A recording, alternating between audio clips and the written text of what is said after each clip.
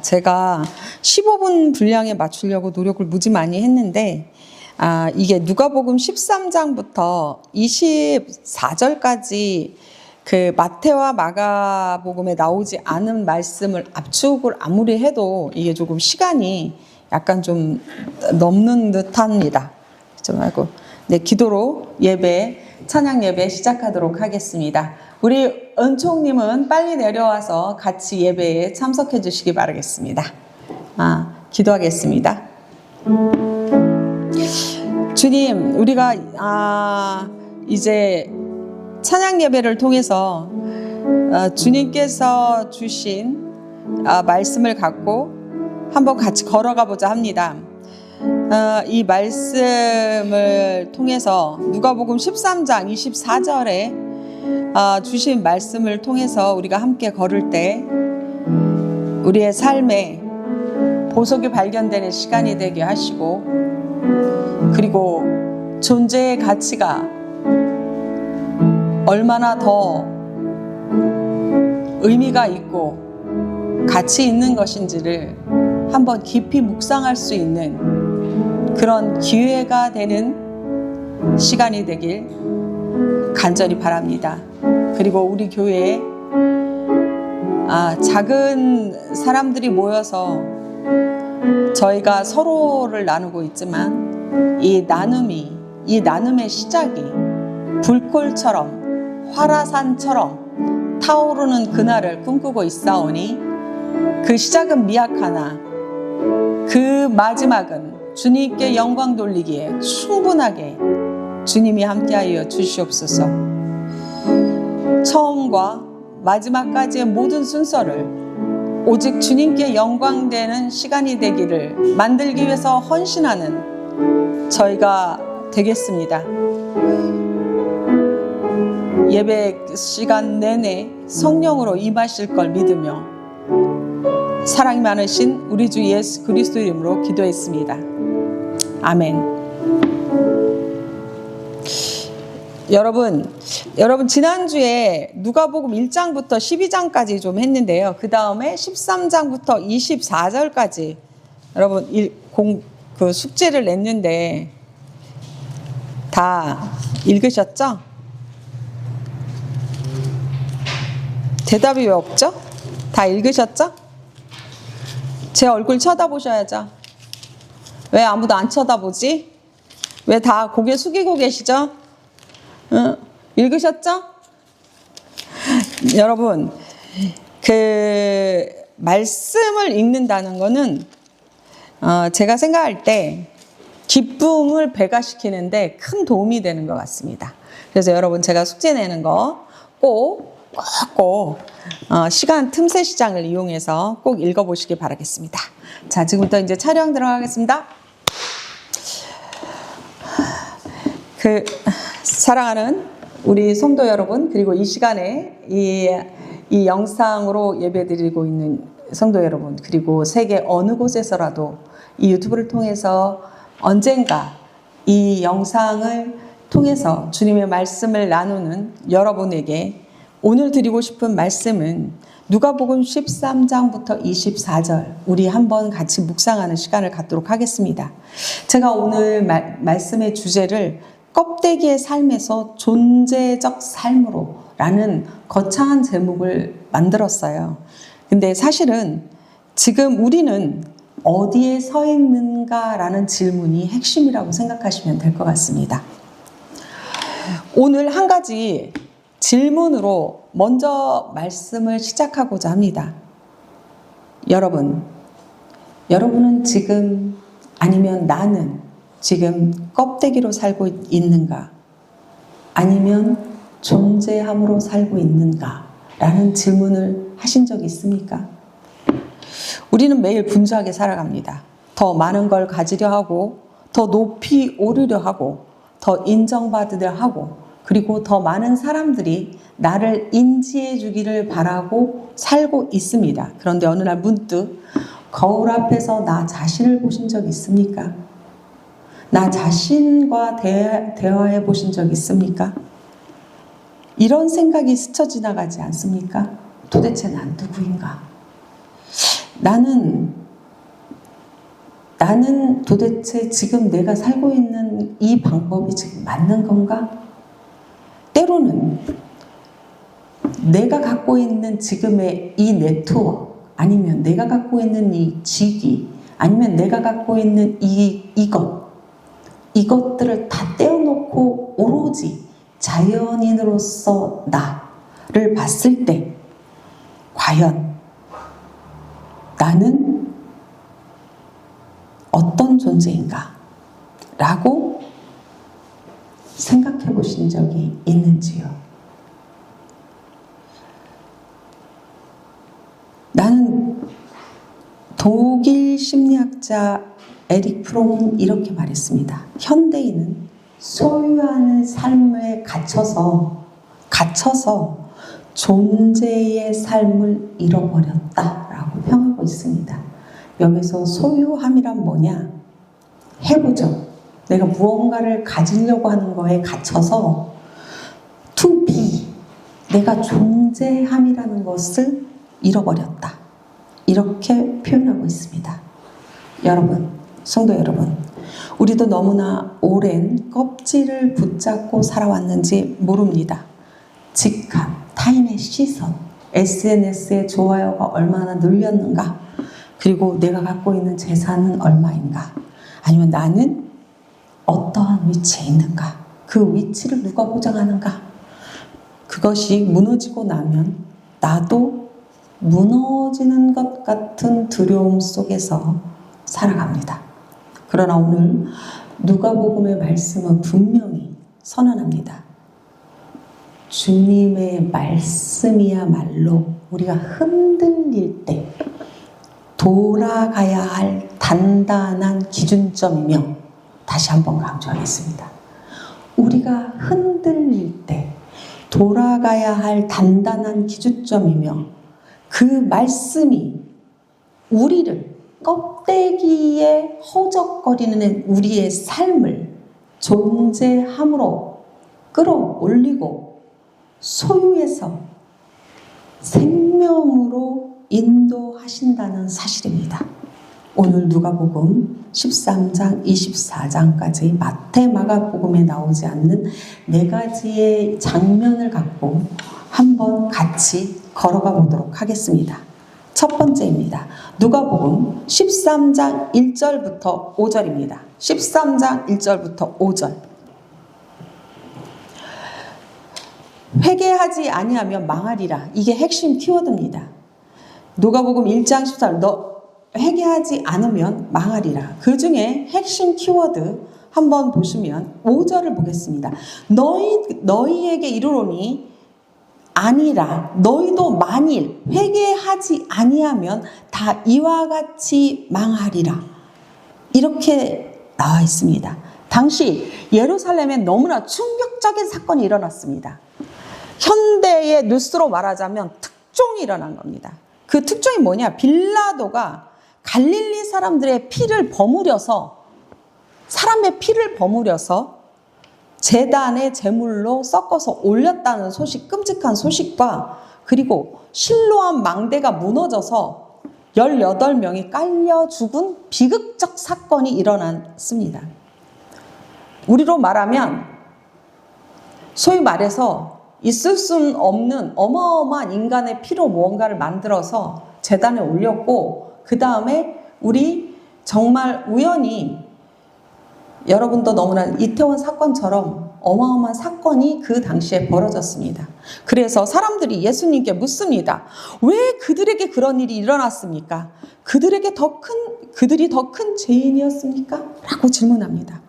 그러나 예수님의 대답은 어떠했을 것 같습니까? 예수님의 시선은 완전 다르게 대답하고 있습니다. 예수님은 사건의 원인을 분석하지 않으셨습니다. 대신 시선을 그들에게서 너희에게로 돌리셨습니다. 너희가 5절 보면 너희가 회개하지 아니하면 이라고 되어 있습니다. 회개하지 아니하면, 성도 여러분, 종종 뉴스 속의 비극을 보며 혀를 차거나 어떻게 저런 일이 일어날 수 있어? 남의 불행에 대해서 분석하죠. 정작 내 영혼의 상태는 돌아보지 않습니다. 그러나 예수님의 말씀은 단순히 옛날에 있었던 성경 구절의 어느 구절이 아닙니다. 그것은 오늘 우리의 마음을 두드리는 망치 소리와 같습니다. 성경을 읽고 묵상하고 기도한다는 것은 바로 그 망치 소리와 같은 것에 응답하는 겁니다. 말씀을 정보로 읽지 않고 내 영혼의 음성으로 듣는 것, 활자 너머에 들어있는 주님의 떨림의 목소리를 듣는 것. 여러분, 마음을 두드릴 때 그 감동은 그냥 흘려보내지 마십시오. 잡으셔야 됩니다. 여러분이 감당할 수 없는 일들로 흔들릴 때마다 돌아갈 기준점이 바로 예수님의 말씀이기 때문입니다. 이 회개한다, 이제 우리가 회개한다라는 부분에 대한 원어를 찾아봤습니다. 그럼 우리가 도대체 무엇을 어떻게 회개해야만 이와 같이 망하지 않겠는가? 그래서 원어를 찾아보면 메타노니아라는 헬라어가 있습니다. 언어입니다. 여기에서 메타는 이후에, 넘어서, 변화하여 이런 세 가지 뜻이 있습니다. 노니아는 생각, 마음, 인식이라는 뜻이 있습니다. 즉 회개란 생각과 마음을 바꾸고 삶의 방향이 하나님께로 돌아서는 겁니다. 그렇게 하지 않으면, 자, 다시 정리를 하겠습니다. 메타노니아, 너희가 회개하지 않으면, 즉 너희 생각과 마음과 인식, 그것을 넘어서서 변화하지 않으면 너희도 저들과 같이, 죄인과 같이 망하리라. 이 말씀이라는 것 기억하십시오. 여러분의 삶에 하나님께 방향을 전환하고 생각을 전환하는 그러한 일들이, 그러한 진정한 회개가 일어나길 축원합니다. 두 번째 말씀 보겠습니다. 두 번째 말씀은 누가복음 15장 1절부터 7절입니다. 15장 1절부터 7절. 한 마리의 양에 관련된 아주 유명한 이야기죠. 죄인 한 사람이 회개하면, 자, 여기서의 핵심은 15장 7절입니다. 죄인 한 사람이 회개하면 하늘에서는 어떻게 한다고요? 7절, 15장 7절. 내가 너희에게 이르노니 이와 같이 죄인 한 사람이 회개하면, 회개가 뭐라고요? 생각과 인식과 그 모든 것들이 하나님을 향해서 그 넘어서서 변화하면, 회개하면 하늘에서는 회개할 것 없는 의인 99으로 말미암아 기뻐하는 것보다 더하리라, 이렇게 되어 있습니다. 한 사람의 회개가 그렇다는 말씀인 거죠. 이 비유 속에 하나님은 효율성의 하나님이 아니라 집요한 사랑에 대한 말씀입니다. 효율성을 따진다면 아홉 마리를 지켜야겠죠. 그 한 마리를 위해서 그 한 마리를 찾아 나서진 않겠죠. 그런데 그렇지 않다는 겁니다. 그리고 또 여기서 놓치지 말아야 할 것이 있습니다. 무엇이냐? 우리가 한 잃어버린 양이 자기가 길을 잃어버렸거나 자기가 아홉 마리 중에 떨어져 나온 것도 모른다는 사실입니다. 풀을 뜯다가 한 걸음 한 걸음 무리에서 멀어지고 어느 순간 깊은 골짜기에 혼자 서 있는 거죠. 그런 자기 자신을 그때 발견하는 겁니다. 여러분, 우리도 그렇지 않습니까? 처음부터 하나님을 떠나려고 한 건 아니었는데, 하나님을 알고 싶어 하지 않고 먹이를 찾아서 떠난 그런 사람은 아니었는데, 결코 그런 사람이 아니었는데, 그런데 남들처럼 살고 싶어서, 뒤처지지 않으려고 해서, 아니면 조금만 더 가지고 난 다음에, 아니면 내가 조금 더 편해지면, 그런데 어느 날 문득 깨닫게 되는 겁니다. 나는 더 이상 내가 아니고 남의 기준에 맞춰서 살아가는 사람이라는 것을, 이것이 바로 껍데기의 삶입니다. 남의 시선에, 평에 따라서 사느냐, 정작 하나님이 지으신 나를 잃어버린 삶. 그러나 좋은 소식이 있습니다. 주님께서 지금도 골짜기를 헤매며 우리를 찾고 계십니다. 그 한 걸음 한 걸음 어디로 떠나는지 모르고 또 하나님께 멀어진 그 한 마리의 양이 제가 될 수도 있고 여러분이 될 수도 있고, 또 그 양을 찾아서 하나님께서 찾고 계십니다. 15장 7절을 다 같이 한번 읽어보도록 하겠습니다. 내가 너희에게 이르노니, 다 같이 읽겠습니다. 내가 너희에게 이르노니 이와 같이 죄인 한 사람이 회개하면 하늘에서는 회개할 것 없는 의인 99으로 말미암아 기뻐하는 것보다 더하리라. 회개란 거창한 종교 행사가 아닙니다. 회개는 돌아섬입니다. 남들의 길에서 돌아서서 나를 부르시는 그 음성을 향해 한 발짝 내딛는 겁니다. 여러분이 한 걸음의 방향이 전환이 하늘이 잔치를 벌일 만큼 하나님이 기뻐하신다는 그 사실을 기억하시기 바라겠습니다.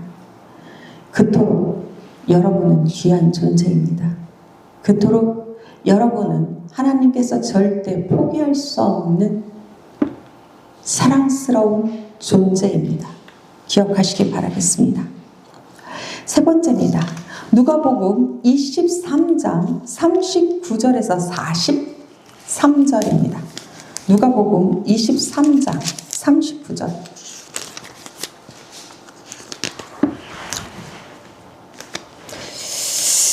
42절에서 43절만 우리 신인순 집사님께서 읽어주시기 바라겠습니다. 누가복음 23장 42절과 43절.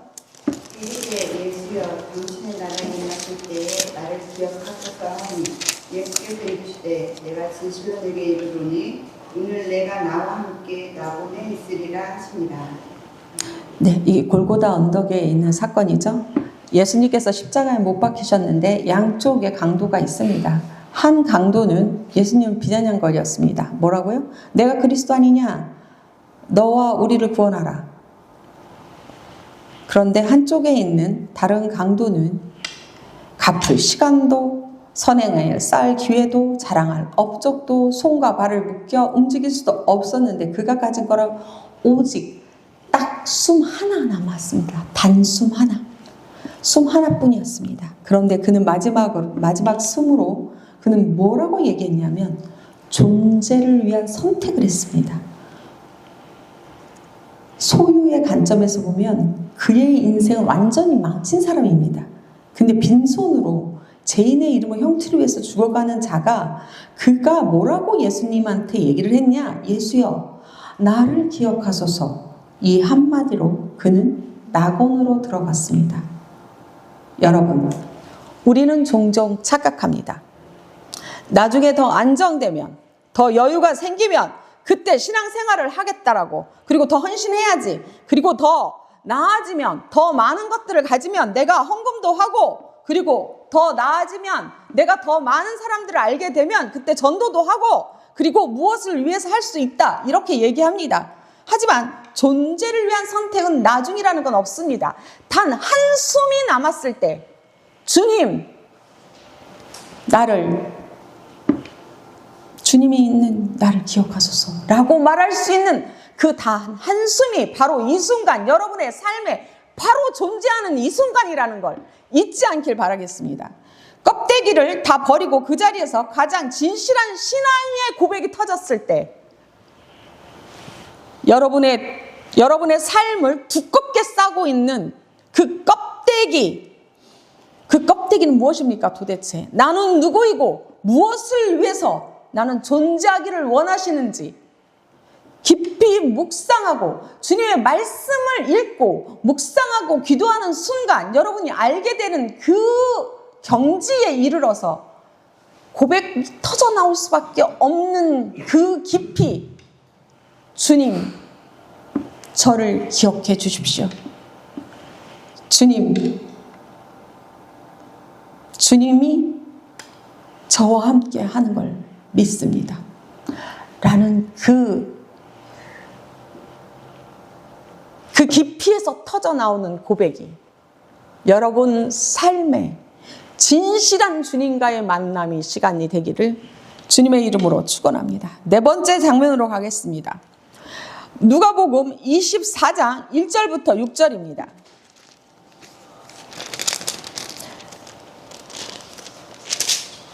제가 여기서 잠깐 끊고 여러분 잠깐 제가 흥분해도 이해해 주시기 바라겠습니다. 제가 이 누가복음 이 마지막 편을 쭉 이거 준비를 하면서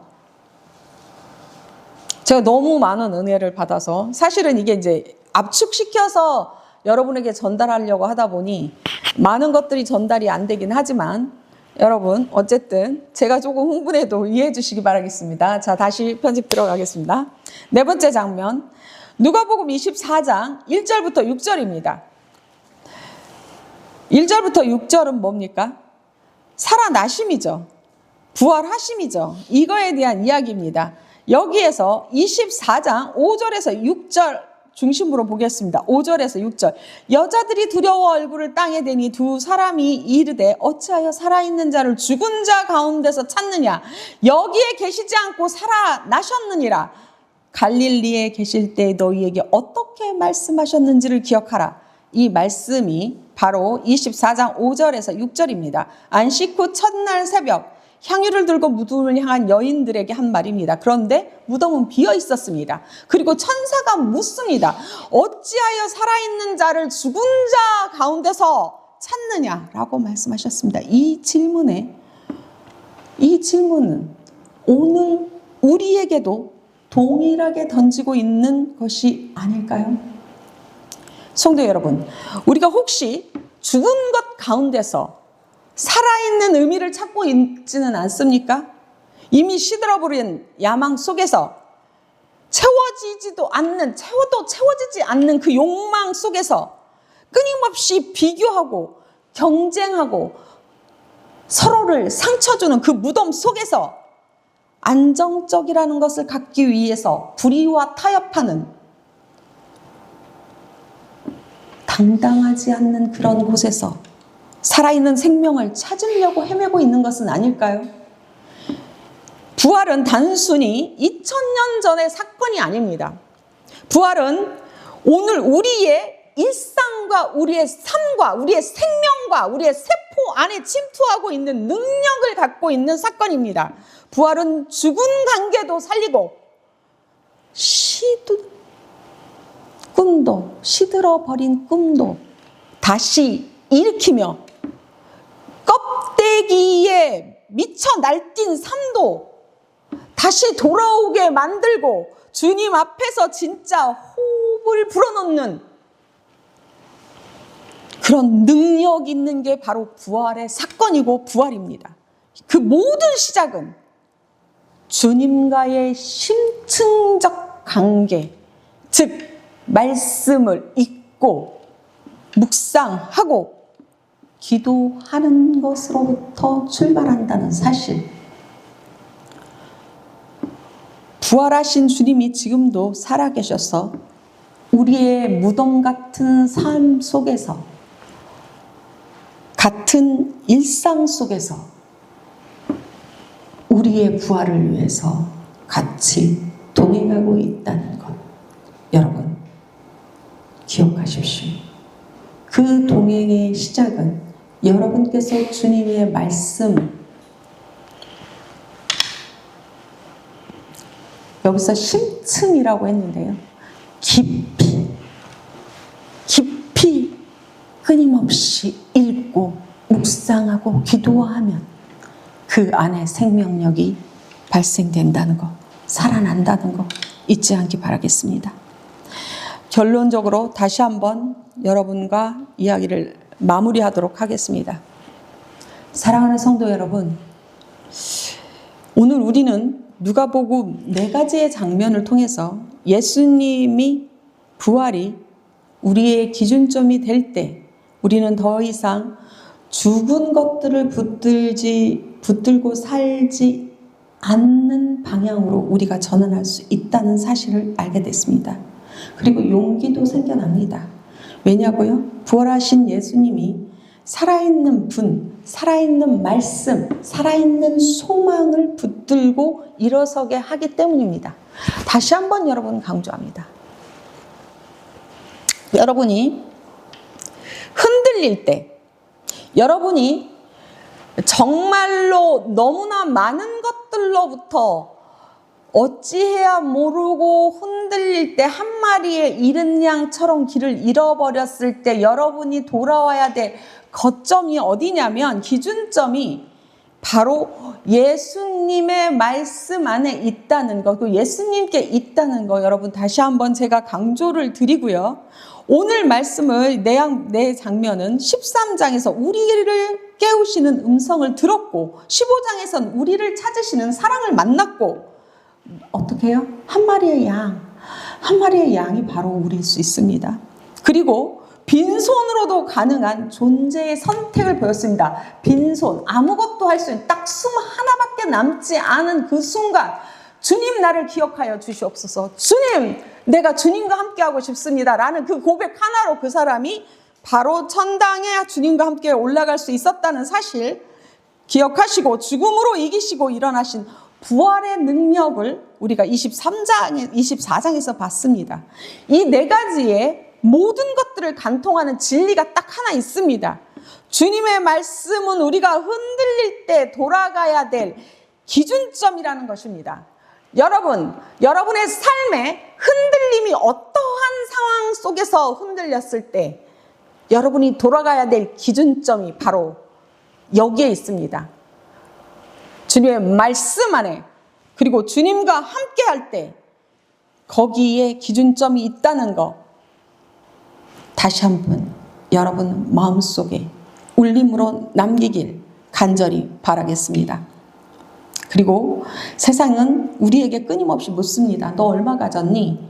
너 얼마나 성공할래? 너 얼마나 인정받고 있니? 아니면 너 앞으로 얼마나 더 위대해질 것 같니? 뭐 사람들은 너에 대해서 많이 알고 있니? 그러나 주님은 다르게 질문합니다. 도대체 너는 누군가? 너는 나의 무엇인가? 여기서 나는 누굽니까? 주님의 무엇이냐? 너 예수님의 무엇이냐? 너는 지금 어디로 가고 있는가? 이것이 존재로서의 질문입니다. 여러분, 오늘 이번 주 한 주 여러분께서 거울을 보시면서 한번 질문해 보십시오. 나는 누구인가? 도대체 나는 어떻게 살기를 원하는가? 그리고 하나님이 나에게 원하시는 게 무엇인가? 라는 것을 꼭 질문하시길 바라겠습니다. 그것이 제가 생각할 때 누구에게나 인정받기 위한 허세와 세상이 말하는 그 위치에 대한 욕망이 아니라, 사람이 떠나도 아무도 존재하지 않아도 주님 안에서 무너지지 않는다는 것, 그 자리, 그 기준점, 그 반석 위에 서서 남아있는 삶의 존재로 살 수 있는 방법, 그것이 바로 이 누가복음 4가지에서 말씀하신 말씀이라고 생각합니다. 여기서 나가는 순간 여러분, 모든 시간에서, 내 시간에서 껍데기라고 생각되어지는 그 모든 삶에서 벗어날 수 있는 용기를 갖길 축원합니다. 진정한 존재에 대한 질문을 찾는 한 주간이 되시기를 주님의 이름으로 간절히 축원합니다. 그리고 진정 나다움이 부활하신 주님이 우리에게 허락하신 새 생명임을 잊지 않길 주님의 이름으로 진심으로 축원합니다. 기도하겠습니다.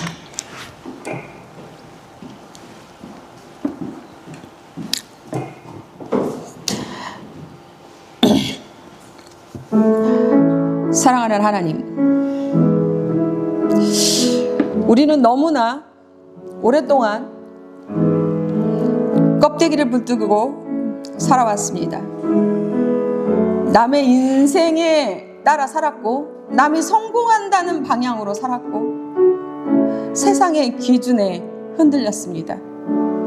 정작 주님께서 지으신 진짜 너의 존재는 무엇이냐?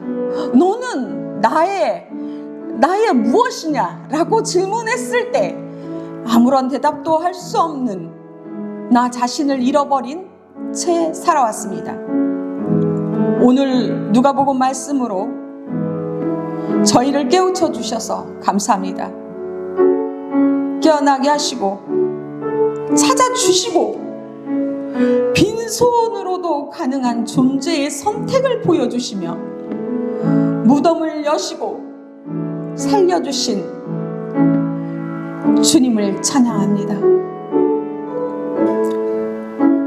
이제 저희가 흔들 때마다 주님의 말씀으로 돌아가게 하소서.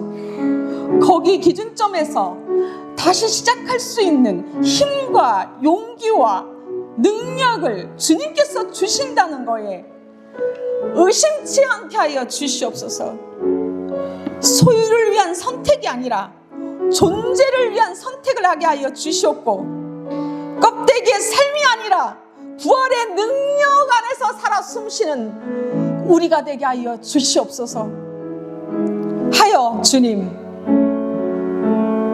멈춤이 아니라 전진할 수 있는 힘과 용기를 허락하여 주시옵소서. 처음과 끝까지 우리를 사랑하시고 그 부활로서 새로운 존재의 삶의 가치를 보여주신 부활의 우리 주 예수 그리스도 이름으로 감사하며 기도드립니다. 아멘. 감사합니다. 지금부터 이제 이 말씀에 충만한 은혜를 받으신 성도님들이 나오셔서 찬양 예배를 인도해 주겠습니다. 감사합니다.